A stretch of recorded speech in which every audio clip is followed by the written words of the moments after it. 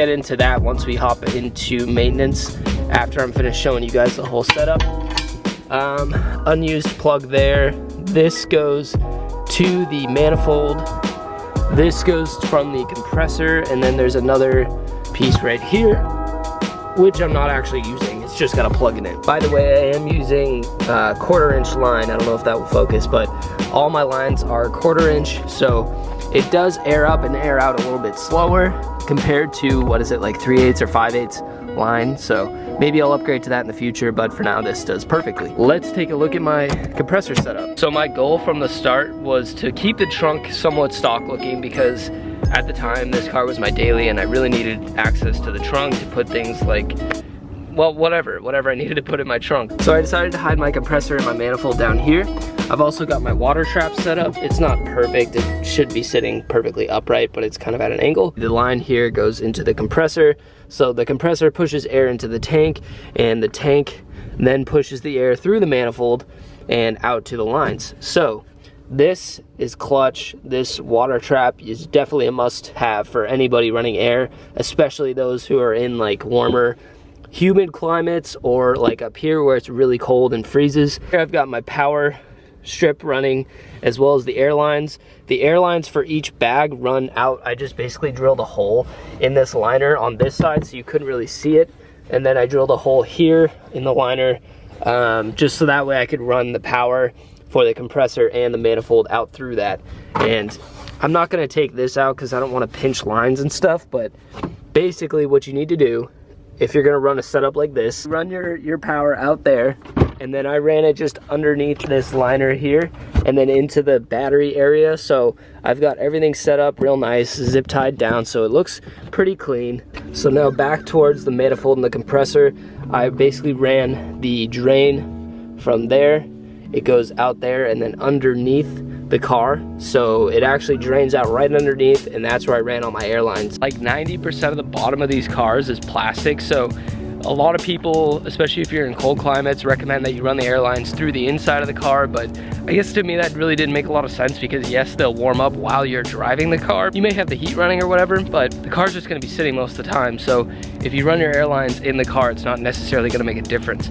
So what I did was I ran my airlines out underneath the trunk and then underneath all the body plastic underneath the car, so it is hidden and away from exposure, but it's not really sealed by temperature or anything, if that makes sense. I ran my line for the controller, which I have mounted here.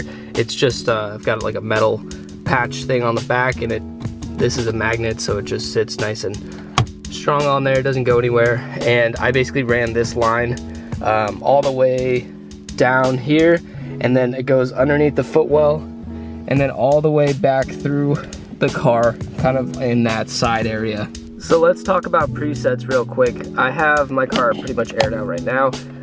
If you go to, that is my ride height. So 44, 43 in the front, 80 in the rear. This is my obstacle height or obstruction height. So 85 in the front, 108 in the rear. That gives me plenty of space to get over things like speed bumps, driveways.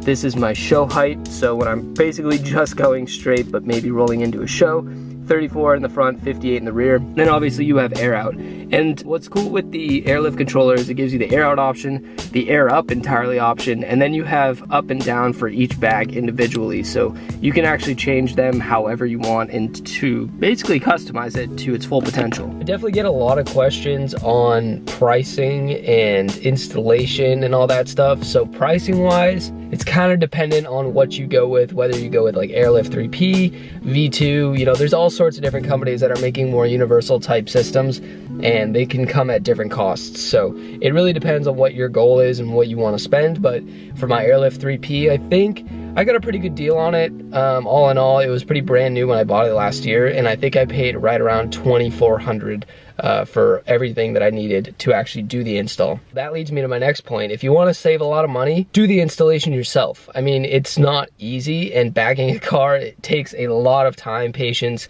time on YouTube, time on forums, learning how to do it correctly.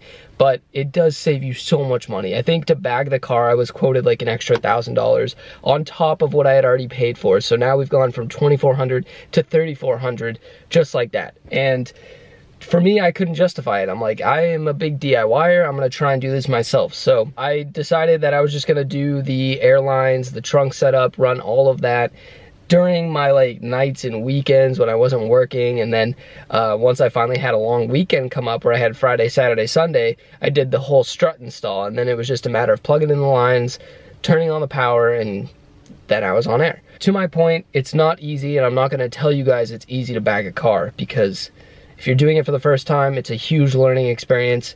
But again, if you're patient and willing to learn, you can save a lot of money. We're talking like $1,000 to $1,500 that you can save. So just some food for thought. Oh, before I say like I installed it entirely, I did install it entirely, though afterwards I did take it up to Sam Zero, which I think if you guys watch my videos, you know who that is.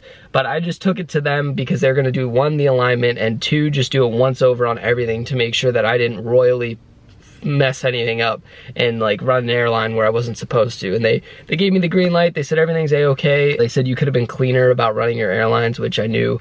I didn't really know how to do it, so I did go back since then, clean it up a little bit, and make sure we're not in danger of tearing open an airline or anything like that. Back home now. Sorry guys, the camera was giving me a hard time with the battery. I don't know why. It's just like, so where I left off is doing it myself. Saving a lot of money definitely helps, but you just have to be careful about doing it and making sure you don't mess anything up. And having somebody who knows what they're looking at take a look at it afterwards is definitely a good idea. My next point before my camera battery died was wheel specs. And wheel specs are super important, because if you end up taking all that time to install your air suspension and the wheels you already have, or maybe the wheels you just bought that you think are gonna look sick with your new air, they don't fit. And you maybe are rubbing the tire or the barrel of the wheel against the strut or the airbag itself. That's gonna lead to a messy situation, and you're gonna end up having to buy new wheels. Or maybe you can space it or play with the camber in order to fit it the right way, but just do your research on it and find out what guys like myself are running, or whatever car you drive, you know, find out what wheel specs actually fit with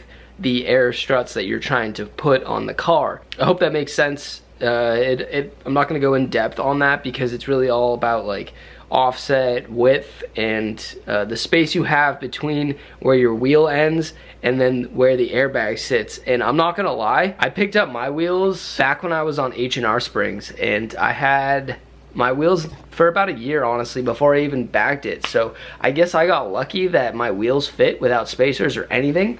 But when I first put them on, I for sure thought I had like really messed up and that I was gonna end up having to buy new wheels. So when I put my hand behind the front wheel to kind of feel how much space was in between the air strut and my wheel, it's still like, I haven't changed it. It is literally, it's like a piece of cardboard. If you took a piece of cardboard, it's bigger than paper, but it's not that wide. If you could basically slip cardboard in between my wheel and my bag. That's how much room I have. It's minimal, but again, I had Sam Zero look at it. They're like, you are really, really damn close, but you clear. So really all that matters is as long as you clear and you're not rubbing on the bag. Another good point, and I've done it in a lot of my videos, is maintenance on the air suspension. So every week I try to do this. I go back to the trunk and remember that drain valve I showed you? Well, you unscrew that, you let air come out, and it actually forces any water that's in the tank to come out as well. That's important because if you're in freezing areas like me in the wintertime in New England,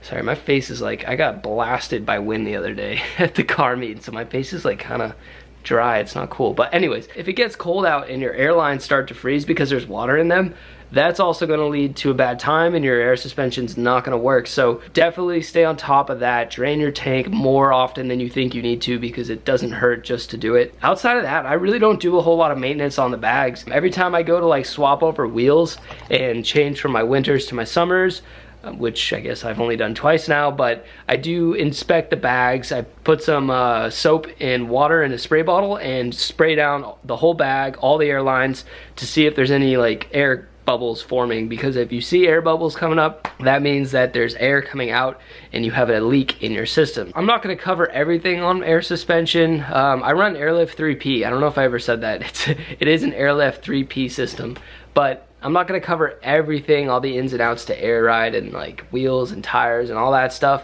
because what I actually wanted to do with this video, because I get so many questions and I know there's a lot of you guys that are interested in bagging your F30 or putting air suspension on a BMW or something like that, I want this video to kind of form as a forum. So down in the comments, if you guys have questions, concerns, things that you've any tips, tricks that you've learned with bagging the F30 or BMW, put it down below. If you guys have any questions at all, I will do my best to get back to them. Again, I can't really cover everything in these videos, but I try to cover the most frequently asked questions, which is like, how much did it cost? Did you install it yourself? What kind of wheels will fit? That stuff. So if you guys have questions outside of that realm, please go put it in the comments down below. I will answer. I'm hoping what this creates is an area where you guys can actually chime in too. So if like a subscriber has a question, maybe you have the answers. So I'm gonna be chiming in. Hopefully you guys are gonna be chiming in, and we can get a good discussion on bagging F30s. And is it worth it? Is it worth to bag an F30, or should you just go coils, or should you just go springs? So all questions that I think would be super interesting to ask and answer. Don't forget to head to the website. If you're interested in picking up any of these hoodies, I still have some in stock, as well as some tees and some stickers. New merch drop will be coming in about a month or so, so I'm pretty much now ready to order. I just need to finalize a couple things on the design. It looks sick. But yeah, if you guys are interested in picking any of these up, link down in the description. Support your boy. Appreciate it. Put me to work, guys. Put me to work. Send me to the post office. Make me ship some stuff. You know? Thank you so much for watching. Don't forget to like, comment, subscribe, and I will see you in the next video. Deuces.